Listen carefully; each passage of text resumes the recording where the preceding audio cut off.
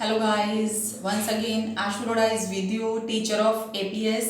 Yes guys, काफ़ी सारे students के मेरे पास मैसेजेस आए कि मैम हमें socialism in Europe and Russian revolution जो है ना टॉपिक क्लास में कुछ एक थोड़ा बहुत समझ में आ गया था, बट जब हम लोगों ने घर पे स्टडी किया तो सब कुछ क्या था, वॉश आउट हो चुका था।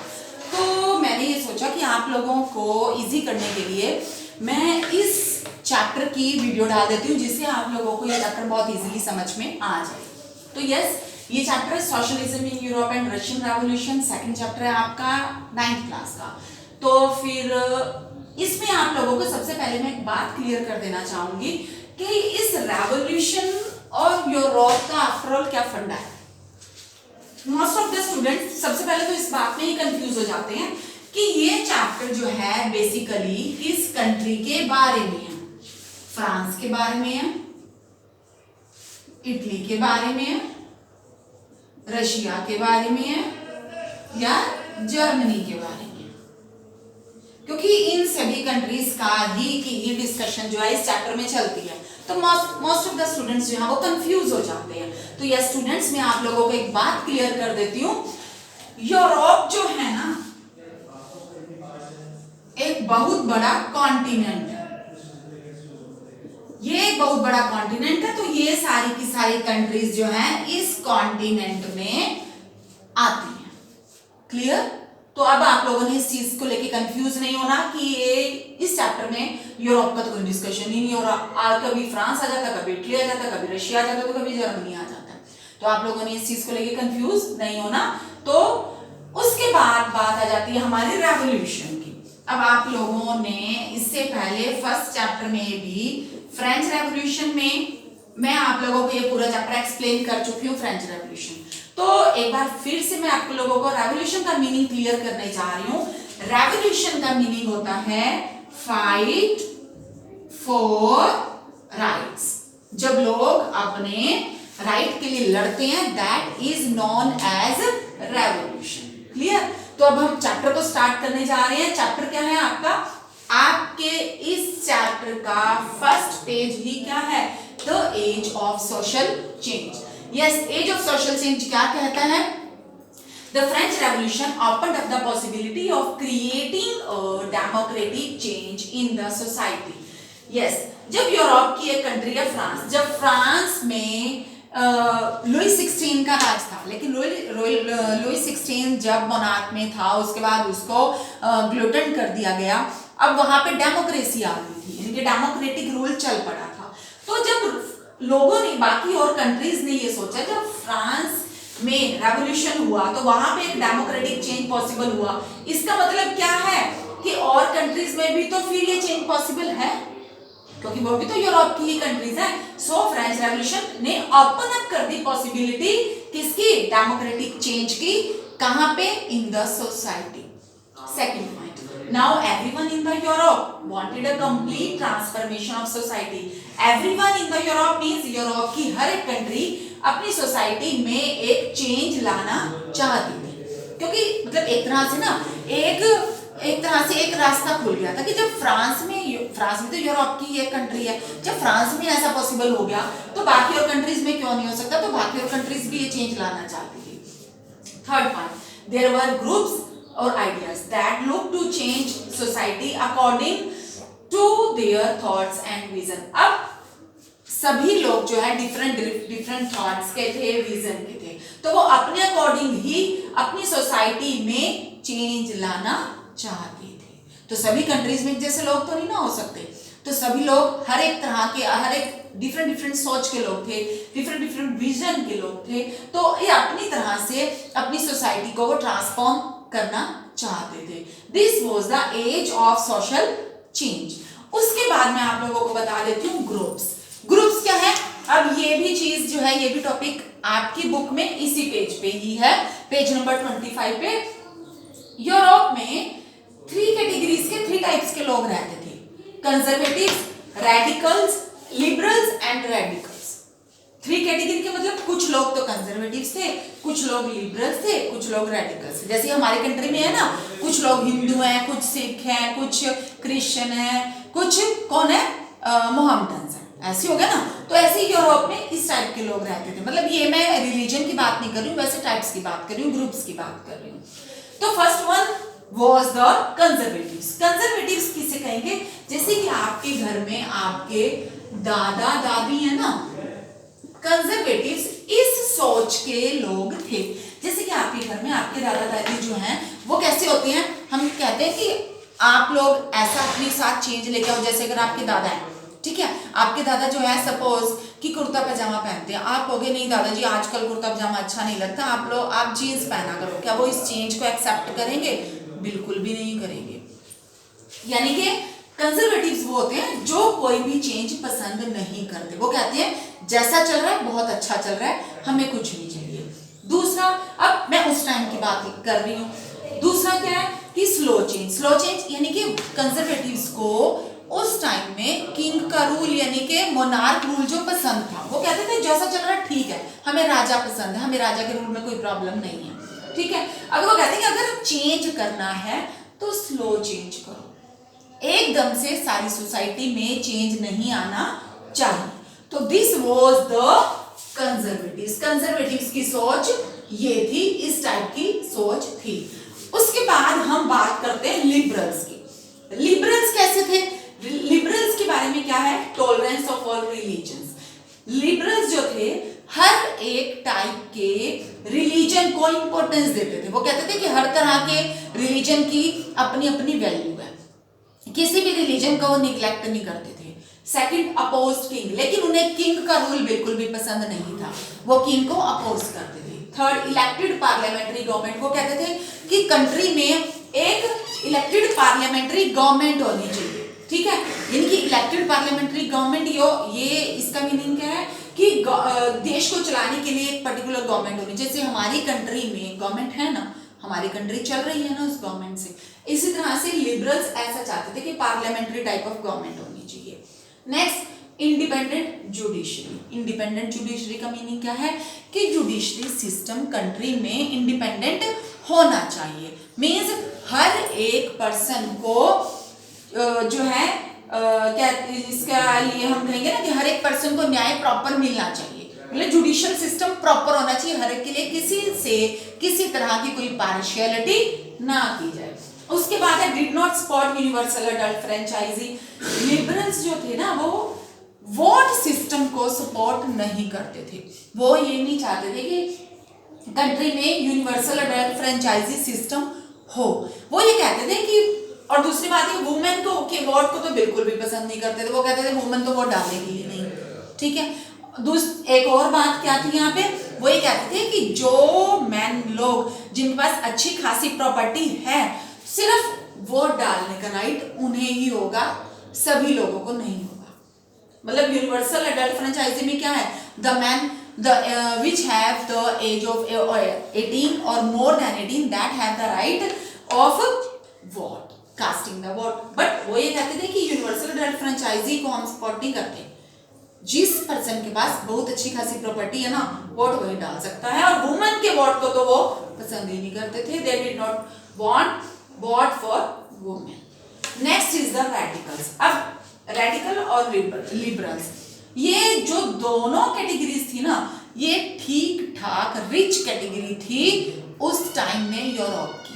कंजर्वेटिव्स रिच कैटेगरी के लोग नहीं थे, बट लिबरल्स और रेडिकल्स ये रिच कैटेगरी के लोग थे, इनके पास अपनी प्रॉपर्टीज थी।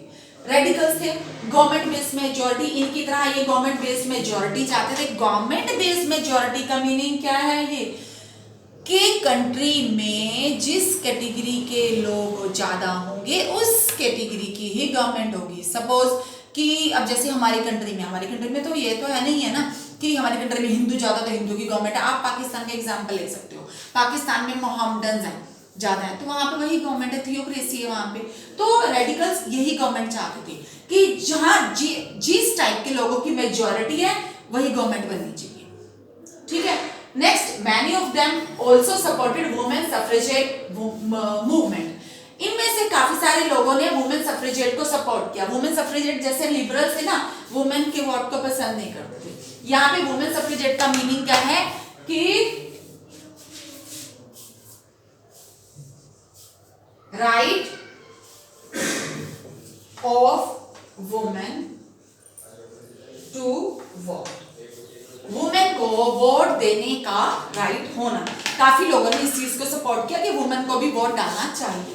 Then supported private property but dislike concentration of property in few hands. ये लोग जो है ना प्राइवेट प्रॉपर्टी को सपोर्ट करते थे, प्राइवेट प्रॉपर्टी को सपोर्ट करते थे कि लोगों के पास अपनी प्राइवेट प्रॉपर्टी होनी चाहिए, बट ये इस चीज को पसंद नहीं करते थे कि प्रॉपर्टी सिर्फ कुछ ही लोगों के हाथ में हो। कुछ ही लोगों के हाथ में होने का मतलब क्या है कि जैसे कि अब सपोज कि आप जिस घर में रहते हो, ठीक है, वो आप एक रेंट के मकान में रह रहे हो, सपोज कि आप एक रेंट के मकान में रह रहे हो, अब आपके पास अपनी प्रॉपर्टी तो नहीं है, लेकिन जिस पर्सन के मकान में आप रह रहे हो ना, उसके पास कम से कम अपने 5-6 घर ऐसे जिसने जिनको उसने उस पर्सन ने किराए पे दिया हुआ है। तो यहाँ पे क्या है कि प्रॉपर्टी जो है this is a concentration of property in few hands, और उस पर्सन के पास तो 5 घर है और आपके पास एक भी नहीं है रहने को।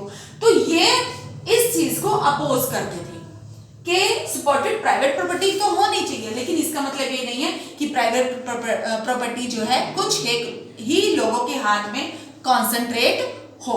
Then this was the radicals. Dear students, next topic in your book is industrial society and social change. Yes, group तक आप लोगों को बिल्कुल एकदम से क्लियर है, कोई डाउट नहीं होना चाहिए कि कंजर्वेटिव्स, लिबरल्स और रेडिकल्स इस ग्रुप के लोगों की क्या क्या सोच थी, ये मतलब ये कैसा चेंज चाहते थे।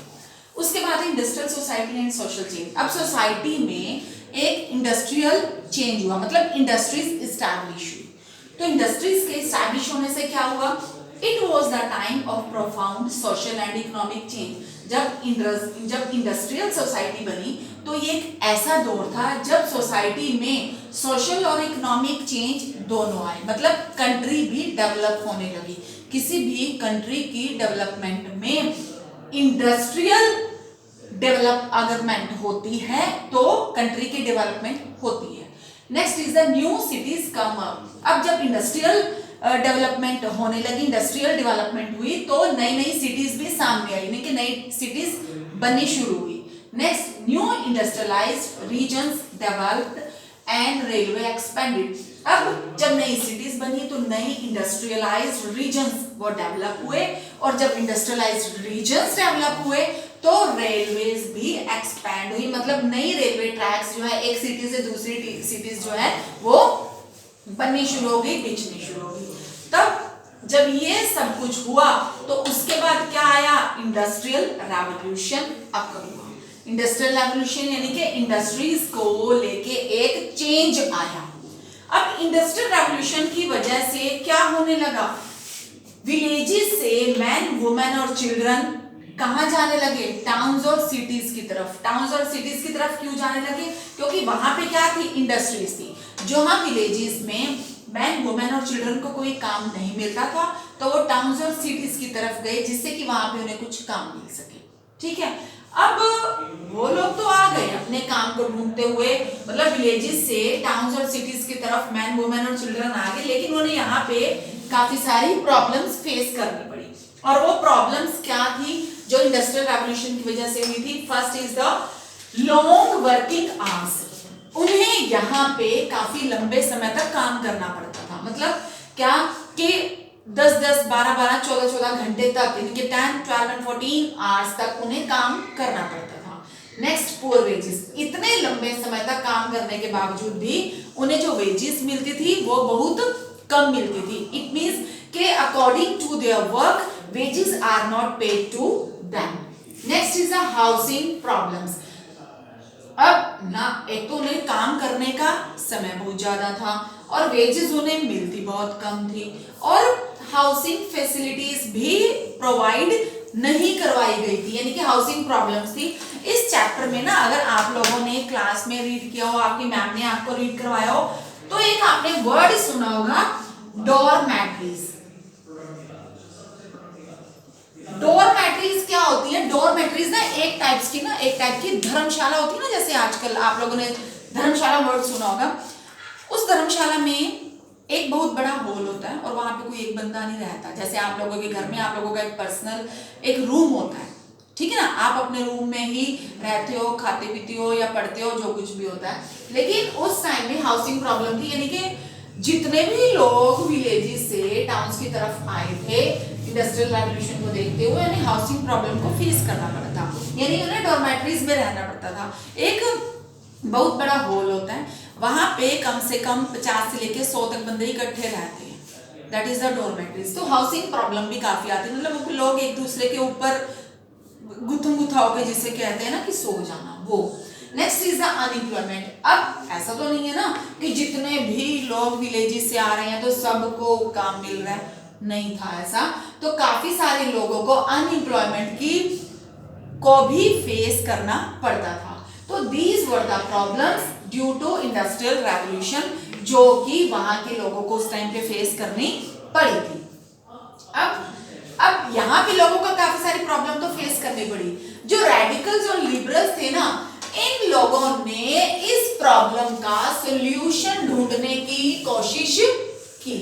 इन्होंने कहा कि जो प्रॉब्लम आ रही है इंडस्ट्रियल रेवोल्यूशन की वजह से, हम थोड़ा सा, अब ये लोग जो थे ना, अब आप लोग अपनी बुक में पेज नंबर 26 पे लास्ट लाइन है उस पैराग्राफ की, जो industrial society and social change है ना, इस पैराग्राफ की लास्ट लाइन है, radicals and liberals research for solution of this issue.